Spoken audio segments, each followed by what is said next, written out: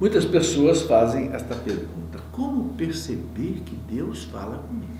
E Deus fala com a gente? Fala, não tenha dúvida. Porque Deus não é um estranho na vida da gente.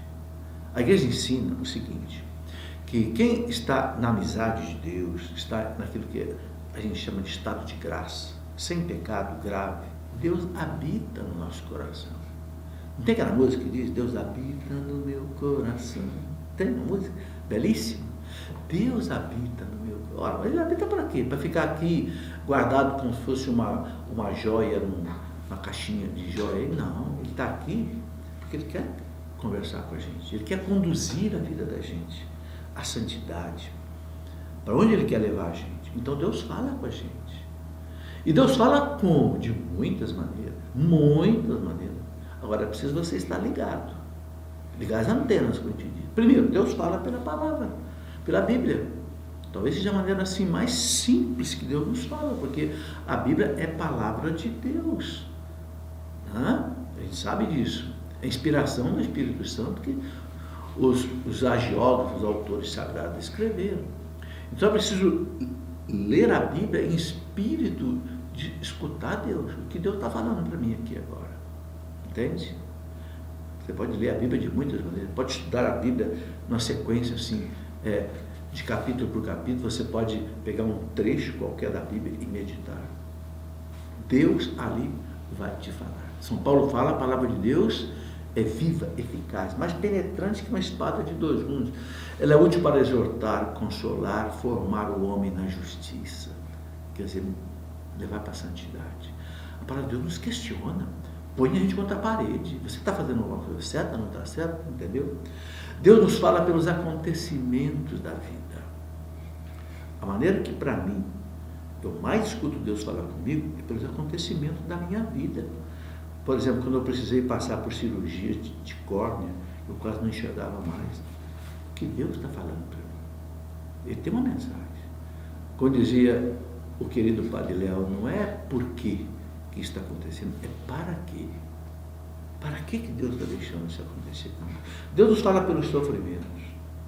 Deus nos fala pelos momentos de alegria. Deus nos fala pela natureza.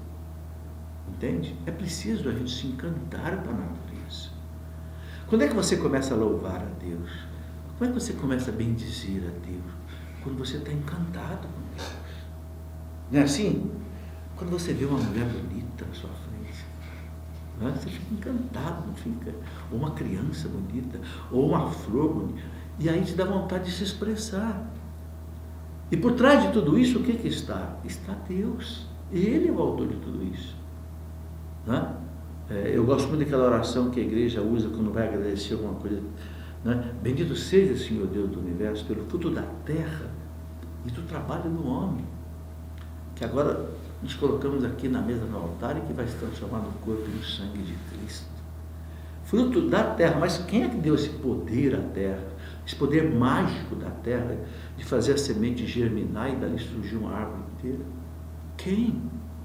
Então, se o homem não se encanta, ele não canta, ele não louva, ele não bendiz, entende? Ele não agradece. Veja quanta coisa é decorrente desse encanto.